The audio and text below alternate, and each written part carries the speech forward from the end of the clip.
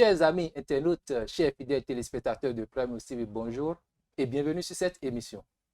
Aujourd'hui, nous allons parler politique et je suis sur ce plateau avec un homme qu'on ne présente plus, le spécialiste en communication politique Delors Laurent Faton.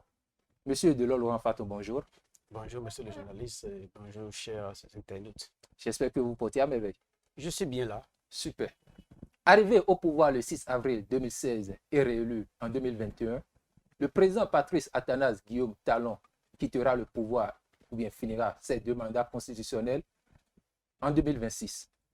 Mais depuis ces derniers jours, des propos faisant état d'une 3e mandature de l'homme de la rupture ont circulé, ce qui a suscité l'intervention de Wilfrid Léon Ngoumbédji qui a déclaré, je cite, « Les tests aujourd'hui ne le permettent pas et le président n'en veut pas ». Fin de citation.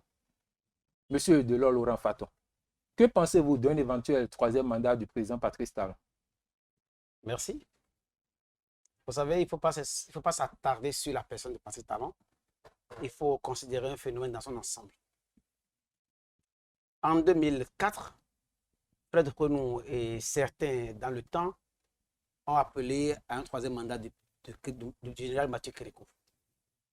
En 2014-2016, la même initiative a pris corps sous le régime de Boni Yayi. Et c'est normal qu'à 3 ans de la fin du mandat du président Patrice Talon, une telle ambition politique naisse. Parce que vous savez, le pouvoir a des prérogatives.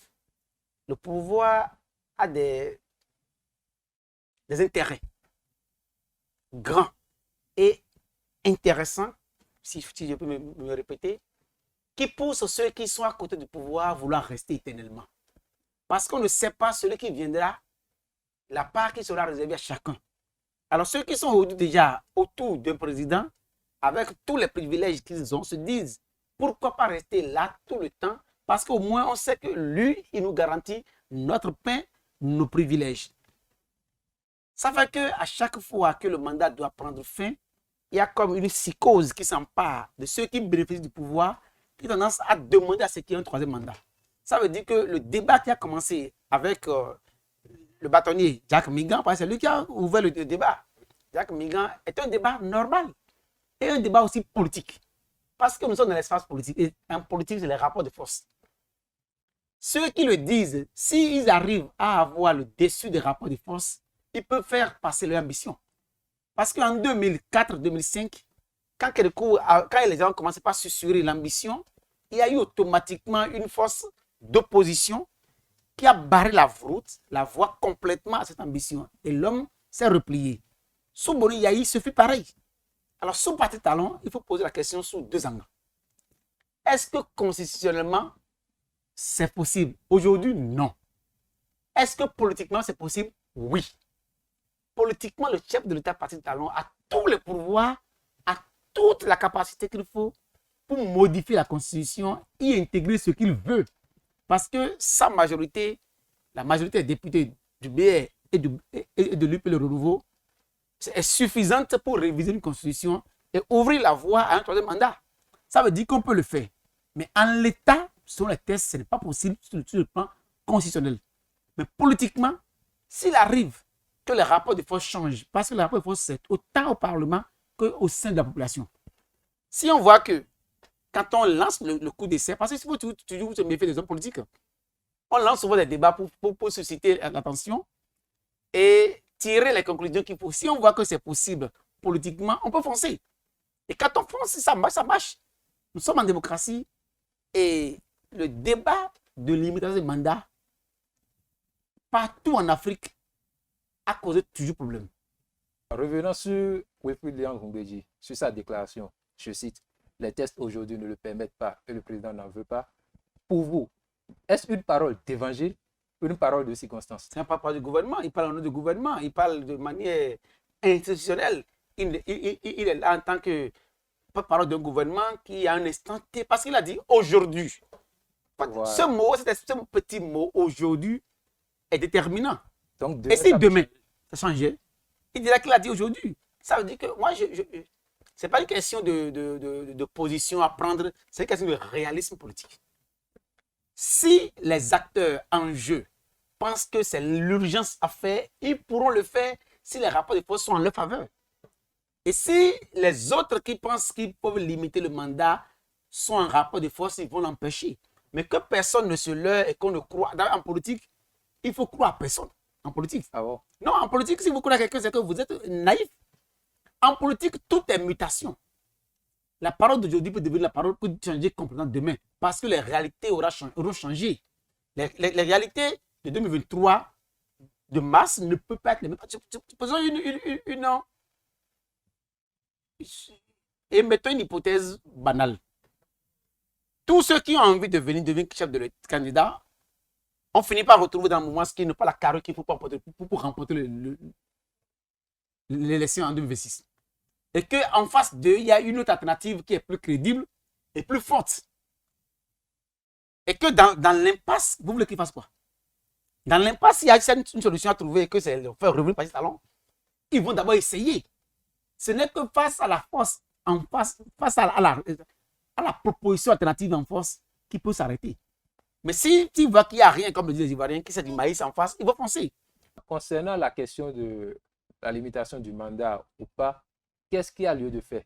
Parce que, comme nous le constatons aujourd'hui, il y a ce problème qui se pose en Afrique en général.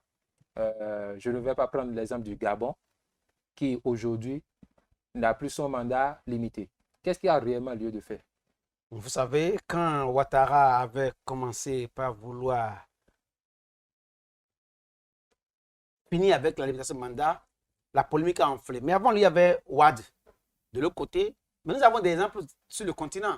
Le Maroc a un régime monarchique qui est là à vie. Le Maroc est là avec un régime monarchique.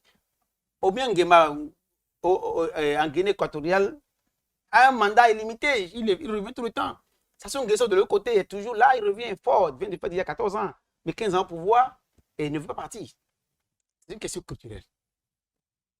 Peut-être que nous avons peur d'aller là où il faut aller. Peut-être qu'il y a quelque part où nous devrons aller que nous ne connaissons pas, on a peur d'y aller. Vous savez, on cherche l'équilibre dans un espace où il n'y a pas d'équilibre. Les constituants de 90 avaient eu peur que le politique, mais qu'un homme s'impose éternellement au pouvoir. Mais nous avons une culture royale où quand on est chef à vie. Le chef ne voit pas son successeur. C'est dans notre subconscient même. C'est dans notre histoire. Est-ce que nous sommes prêts à retourner à la royauté ou bien est-ce que nous voulons faire de la démocratie? Parce que nous ne serons jamais européens. On peut avoir des universaux comme valeurs universelles, mais on ne peut pas être comme les Européens parce que nous n'avons pas les mêmes cultures, nous n'avons pas la même histoire. Tout ce que nous vivons, ce n'est que lié à notre histoire. Et l'histoire est têtue. Et c'est comme si tous ceux qui sont chefs se voient dans la posture de nos ancêtres rois.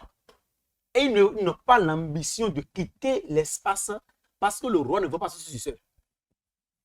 Le roi ne voit pas son successeur. Soit on arrête avec ce système qu'on a imposé, qui est devenu un bricolage, ou on continue avec et on met les garde-fous qu'il faut, ou on crée un organe supérieur au chef de l'État, que s'il veut faire de la comédie, on le dégage. S'il n'y a pas une institution supérieure au chef de l'État, même militaire, capable de le dégager, le problème se posera toujours. Parce qu'il y aura toujours des gens autour du chef de l'État ou du chef lui-même qui aura ambition de rester à vie au pouvoir. Soit on maintient comme ça le système tel qu'on est et on crée une institution supérieure, même militaire, qui puisse régler le problème, ou on retourne à un système ancien, ou on fait une monarchie constitutionnelle comme les gens l'ont fait ailleurs. Mais ce qu'est base se fait la monarchie, c'est un débat qui va se faire. On a vu le système militaire en Libye avec Mouammar Kadhafi et on sait comment ça s'est fini. Ça s'est terminé. Est-ce que vous pensez que c'est ce système militaire qu'il faut pour notre pays ou bien comment cela va se passer? Apparemment, vous ne me comprenez pas. J'ai dit qu'il faut toujours avoir le système démocratique. Mais à côté, il faut avoir un organe supérieur au chef de l'État, qui n'est pas un organe exécutif. Non, le pouvoir exécutif est là, normal. Mais il y a à côté une instance supérieure qui est là pour garantir le respect de la Constitution. comme la Cour constitutionnelle qui est là, qui garantit qu'il n'a aucun pouvoir pour contraindre, il faut un autre pouvoir pour contraindre au cas où le chef voudra faire des désordres, excusez-moi l'expression. Et qu'il faut une instance qui a la capacité de sortir militairement ce qu'il faut pour que celui qui veut outrepasser le cadrage constitutionnel fait, on puisse le dégager. Parce que la Cour constitutionnelle peut dire que c'est bon, c'est pas bon, elle n'a aucun pouvoir aujourd'hui pour pouvoir agir. Il faut seulement rester là pour dire qu'on condamne ou bien c'est bon, mais on s'en fout d'eux. Si soit on arme, on trouve un moyen pour armer, et l'arme, quand le pays doit avoir des munitions, c'est eux qui ont les dernières munitions. Et soit ils ont un corps d'élite spécial à côté pour que n'importe qui veut aller. Parce qu'aux États-Unis, je ne peux pas le faire. Il y a un service qui s'occupe de ça, qui va régler votre compte. Et qu'il faut qu'on ait dans ce pays un organe neutre, mais supérieur à tout le monde, pour dire arrêt, qui va supplier la Cour constitutionnelle. Le débat a déjà commencé depuis quelques années, hein, avec le professeur Arnaud Glele, c'était où on a voulu qu'on ait, de manière constitutionnelle, une cour des sages. Pas la Cour constitutionnelle, hein, une instance qui est supérieure au chef de l'État, à toutes les institutions, où, quand vous faites des déviances d'un niveau donné, il peut vous destituer. Vous comprenez? Il faut qu'on ait un mécanisme comme ça, alternatif. Parce que le chef d'État est supérieur, il n'y a plus rien après lui. Alors il s'érige en maître, c'est lui qui a tous les moyens. Il faut que quelque part, son pouvoir soit limité. Mais ce pouvoir n'est pas limité. Le Parlement ne limite pas son pouvoir parce que le Parlement n'est pas capable de le destituer. Le Parlement n'est pas capable de rien lui faire. Alors qu'il faut quand même qu'on trouve un mécanisme pour l'arrêter à un moment donné. C'est cette ambition. Imaginons que le système nous permettait d'avoir cette instance. Mais ne pensez-vous pas que les hommes pourraient la manipuler? Si vous prenez des gens qui ont des ambitions limitées, ils vont être corrompus. Il faut des gens qui n'ont plus d'ambition autre. Vous savez, à partir de certain âge, des gens sont obligés de faire le jeu de la vérité parce qu'ils sont déjà proches de la mort. Vous regardez dans toutes les maisons, à partir de certain moment donné, ceux qui étaient peut-être hier les plus grands roublards finissent par devenir sages avec l'âge. Moi, je pense que quand on peut avoir une cour des sages, c'est Esprit Logo qui l'a dit dans une des chroniques, les Agbalagba, les méros, à qui on donne du pouvoir et tous les pouvoirs possibles pour qu'ils puissent faire asseoir le chef de l'État. Parce que c'est heureux que la Constitution ait limité l'âge à 70 ans. Ceux qui sont dans cette cour ne peuvent pas avoir moins de 70 ans. C'est ceux qui sont déjà à la touche. C'est à eux qu'on fait un pouvoir grand. Pour limiter, ils peuvent même destituer le chef de l'État à Madrid. Monsieur Delors Laurent Faton, vous êtes un spécialiste en communication politique, mais vous avez encore votre casquette d'homme politique.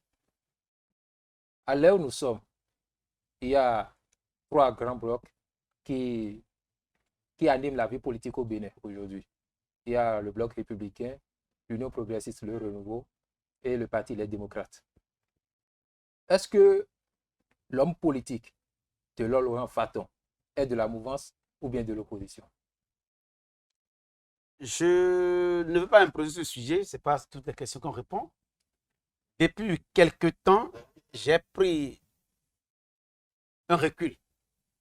Depuis octobre, début octobre, je me suis soustrait un peu de la vie politique pour une raison particulière, propre et personnelle à moi. Pour le moment, je garde encore de réserve par rapport à ma position. Mais ce qui est très sûr et certain, je serai dans les jours à venir dans l'espace politique à nouveau. Et je ne quitterai pas l'espace des grandes formations politiques. Je serai dedans. Je serai quelque part pour reprendre mon chemin de combattant politique. Mais pour le moment, je préfère me taire parce que à chaque chose, son temps, le temps n'est pas encore venu, mais il est presque là. D'accord. Quel sera votre mot de fin à l'endroit des acteurs politiques? Je voudrais seulement que chaque acteur politique joue bien son rôle. Parce qu'il ne sert à rien d'être acteur politique, de ne pas jouer son rôle à fond. Que ceux qui se réclament de l'opposition jouent leur rôle à fond, avec élégance et la stratégie de manière parfaite.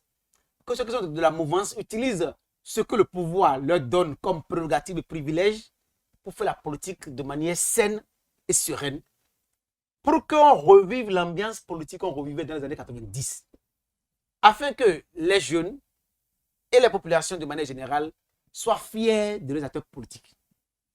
Je ne voudrais plus revivre, comme tout chacun de nous, ce qu'on a vécu dans les années 2019, 2021.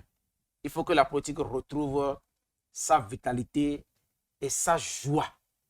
Que le fair play revienne dans l'espace politique afin qu'on se batte sans se combattre, afin qu'on s'affronte sans se neutraliser et que chacun de nous soit fier de raconter demain l'histoire politique de ce pays à nos enfants. Chers amis, comme vous le constatez, nous sommes à la fin de notre émission.